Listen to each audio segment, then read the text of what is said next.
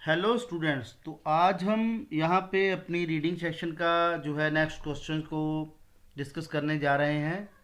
Last video में हमने 20 question discuss किए थे और आज मैं 21 से जो है ये क्वेश्चंस अपने डिस्कस करने जा रहा हूँ। और मुझे उम्मीद है कि आप लोग रीडिंग अच्छी तरह से एंजॉय कर रहे होंगे। तो मेरा 21 क्वेश्चन है, Bingham understood the significance of Machu Picchu as soon as he site.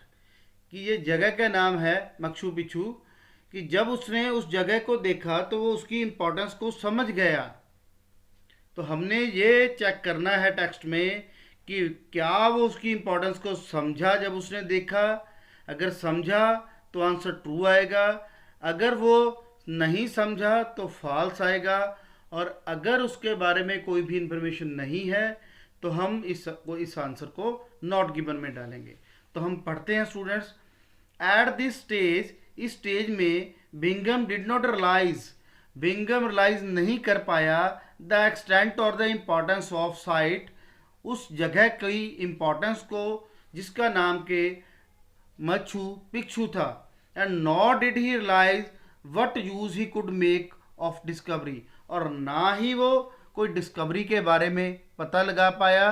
तो स्टूडेंट इससे बिल्कुल क्लियर है कि उसको जो है देखने के बाद भी उसकी जो सिग्निफिकेंस है रिलीज नहीं हुई। अगर हम इस क्वेश्चन को नेगेटिव करके देखें कि बिंगम डिड नॉट अंडरस्टैंड, तो ये बिल्कुल सही आंसर फॉल्स पे जो है कॉन्ट्राडिक्ट कर रही है इन्फॉर्मेशन। तो हम इसको जो है इस आंसर को हम फॉल्स करेंगे। तो उसके बाद स्टूडेंट्स जो हमारा नेक्स्ट क्वेश्चन है, नेक्स्ट क्वेश्चन है हमारा, Bingham return to Machu Picchu in order to find the evidence to support his theory. कि बिंगम जो था वो दोबारा से मच्छु पिच्चू जो है वापस आ गया अपनी थ्योरी के एविडेंस को सपोर्ट करने के लिए। तो अगर हम इस क्वेश्चन में देखें तो क्या वो वापस आया फाइंड करने के लिए एविडेंस या नहीं। तो हम आगे जो है टेक्स्ट पढ़ते हैं। Sadly his vision of site as both the beginning and the end of Inca civilisation while magnificent one is inaccurate, we now know that Vilcamba actually lies 65 kilometers away in the depths of the jungle। तो यहाँ पे हमें कोई भी information इस तरह की नहीं मिल रही कि बिंगम जो है जो मच्छु पिच्चू वापस आया एविडेंस के लिए। तो इस क्वेश्चन का आंसर जो है हम नॉट गिवन में डालेंगे। तो हम अपना नेक्स्ट क्वेश्चन शुरू करते हैं स्टूडेंट्स। 23 क्वेश्चन है, the Celts were preceded by Picts in the United Kingdoms. अब स्टूडेंट इस तरह के क्वेश्चन में जो क्वेश्चन आपका पैसिव सेंस में हो तो उसको आप पहले एक्टिव में कर लें तो वो अच्छी तरह से आपको समझ आ जाएगा, क्योंकि पैसिव में दिया हुआ क्वेश्चन कभी कभी स्टूडेंट्स को कंफ्यूजन में डाल देता है। तो हमें सबसे पहले जो है अपना क्वेश्चन एक्टिव में कर लेना चाहिए ताकि हमें जो है कोई भी कंफ्यूजन ना हो। अब ये क्वेश्चन क्या है, the Celts were preceded by Picts in the United Kingdom. अगर मैं इसे क्वेश्चन को सीधा करूं तो the Picts preceded, the Picts preceded the Celts means जो पिक्स थे वो पहले आए थे सेल्ट्स से। क्वेश्चन ये है कि पिक्स जो है वो सेल्ट से पहले आए थे। अब हमने ये टेक्स्ट पढ़ के देखना है कि वाकई जो पिक्स है वो सेल्ट से पहले आए थे या बाद में आए थे। अगर पहले आए थे पिक्स तो आंसर ट्रू होगा, अगर बाद में आए थे सेल्ट्स के तो क्वेश्चन जो है वो फॉल्स होगा। तो हम पढ़ते हैं, the first Britons were the Picts. जो पहली लाइन से ही हमें क्लियर हो गया कि जो पिक्स से जो फर्स्ट ब्रिटन से जो कि 10,000 साल पहले आए थे, तो बिल्कुल ही क्लियर हो गया। तो इसका आंसर जो है ट्रू ही आएगा, क्योंकि यही हमारा क्वेश्चन है कि पिक्स जो है सेल से पहले आए थे और पहली ही लाइन में उसने दे दिया कि जो पिक्स हैं वो सबसे पहले ब्रिटिशियन थे। तो हम इसका आंसर जो है वो ट्रू लगाएंगे। तो नेक्स्ट क्वेश्चन स्टूडेंट्स बहुत ही इंटरेस्टिंग क्वेश्चन है और बहुत जो है कई बार इस तरह के क्वेश्चन जो है वो ट्रायल में डाले जाते हैं एग्जामिनर द्वारा। तो हम क्वेश्चन को रीड करते हैं। The Romans ruled for nearly half A millennium. तो मिलेनियम का मतलब क्या होता है स्टूडेंट्स? मिलेनियम का मतलब होता है 1000 साल। तो हाफ ए मिलेनियम का मतलब नियरली हाफ ए मिलेनियम मीन्स कि उन्होंने जो है नियरली हाफ, यानी 450 भी हो सकता है, 400 भी हो सकता है, 600 भी हो सकता है, तो इतने साल जो है वो उन्होंने राज किया। तो अगर हम लाइंस की पैराग्राफ पढ़ें तो Romans invaded are rules for nearly 400, तो यहाँ पे जो है नियरली 500 दिया हुआ है, और जो आंसर जो पैराग्राफ है उसमें नियरली 400 ईयर दिए हुए हैं। तो यहाँ पे अगर हम कॉन्ट्राडिक्ट करके देखें, the Romans did not rule for nearly half A millennium, तो यहाँ पे जो फॉल्स है, अब हम अगर कॉन्ट्राडिक्ट करके स्टेटमेंट को देखें तो बिल्कुल सही आंसर आता है। तो इसे हम जो है वो फॉल्स में डालेंगे। उसके बाद हम नेक्स्ट क्वेश्चन करते हैं students 25। The first of Tudor monarchs came to power in the 15th century. तो यहाँ पे भी स्टूडेंट्स सेंचुरी के रिगार्डिंग जो है कभी बार एग्जामिनर कंफ्यूजन करते हैं। तो आप एक बार सेंचुरी समझ लो कि सेंचुरी जो है वो फर्स्ट ईयर से स्टार्ट होके नेक्स्ट जो है 00 तक 100 ईयर तक चलती है, उसे हम सेंचुरी बोलते हैं। जैसे कि अगर हम अभी का साल मैं लूँ 2021 चल रहा है, तो इसे हम 21 सेंचुरी कहेंगे। और ये 21 सेंचुरी कहाँ से स्टार्ट हुई है? 2001 से। 2001 से हमारी जो है 21 सेंचुरी स्टार्ट हुई है। तो यही ट्रैप इस क्वेश्चन में भी डाला हुआ है कि जो first of the Tudor monarchs थे वो 15th सेंचुरी में आए थे, और यहाँ पे देखो इन 1485 डाला हुआ है। 1485 बिल्कुल मैच कर रहा है 15th सेंचुरी। 1485 का मतलब यही हो गया कि 15th century the Welsh noble Henry Tudor claimed the English crown, उसको इंग्लिश क्राउन बनाया गया and become Henry 7th the first of the 5 Tudor monarchs.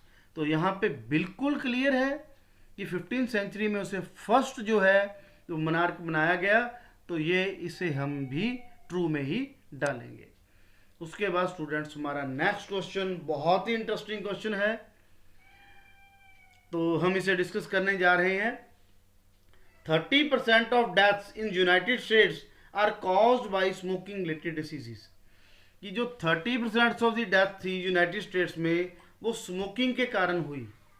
Question है कि 30% जो डेथ्स हैं यूनाइटेड स्टेट्स में वो स्मोकिंग के कारण हुई। मतलब अगर 100 में से टोटल 100 पर्सन्स हैं तो 30 जो हैं मरे, वो 100 डेथ्स हुई हैं, तो 30 डेथ्स जो हैं वो स्मोकिंग के कारण हुई हैं। तो अभी हम इसको टेक्स्ट को पढ़ेंगे। Smoking it is believed is responsible for 30% of the all deaths from cancer.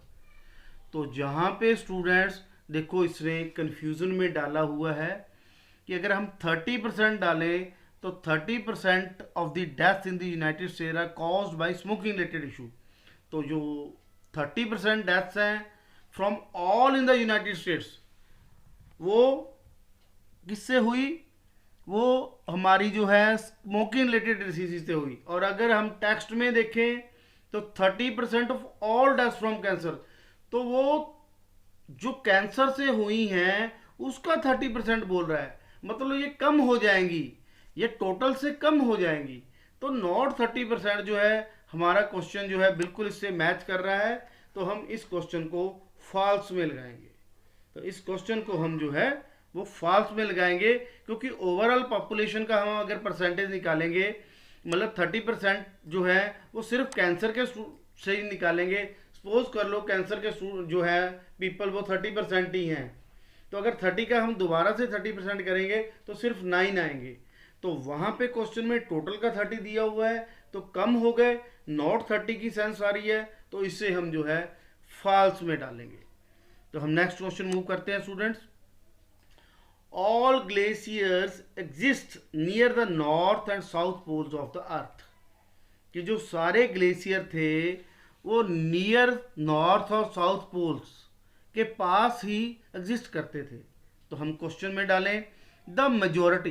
देखो स्टूडेंट ये भी एक ट्रैप है और इसे अपने ध्यान से समझना है। यहाँ पे लिखा हुआ है ऑल, ऑल का मतलब है 100%, और यहाँ पे लिखा है मेचोरिटी, मतलब 100% नहीं है, 50% से ऊपर 51 भी हो सकता है, 80 भी हो सकता है, लेकिन 100 नहीं है।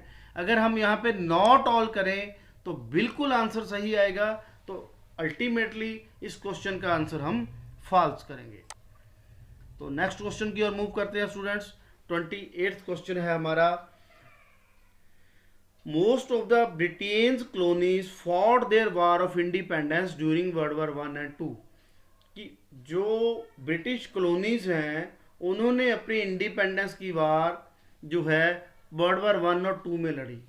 तो यहाँ पे अगर हम देखें, drained by World War 1 and 2, Britain could no longer afford its empire and most of the colonies become independent. तो यहाँ पे स्टूडेंट्स हमारे पास इंडिपेंडेंस के लिए कोई जंग लड़ी या नहीं लड़ी, इसके रिगार्डिंग कोई इन्फॉर्मेशन नहीं दी हुई।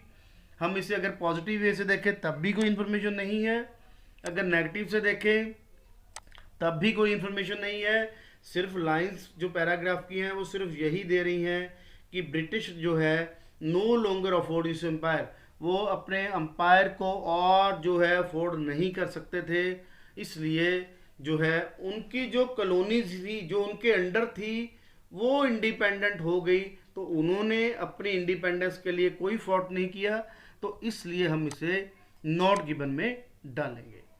तो हम अपना नेक्स्ट क्वेश्चन मूव करते हैं student. 29, it is now widely thought that humans reach New Zealand in the 30th century. तो ये क्वेश्चन ये बता रहा है कि अभी ये सोचा जा रहा है कि न्यूजीलैंड जो है, न्यूजीलैंडियन जो हैं, सॉरी ह्यूमंस जो हैं वो न्यूजीलैंड में 30th सेंचुरी को पहुंचे थे। तो हम जो है अब हमने ये देखना है कि वाकई ही जो ह्यूमंस हैं फर्स्ट टाइम 13th सेंचुरी में पहुंचे थे न्यूजीलैंड या नहीं। The first group of the people to discover New Zealand came from Polynesia.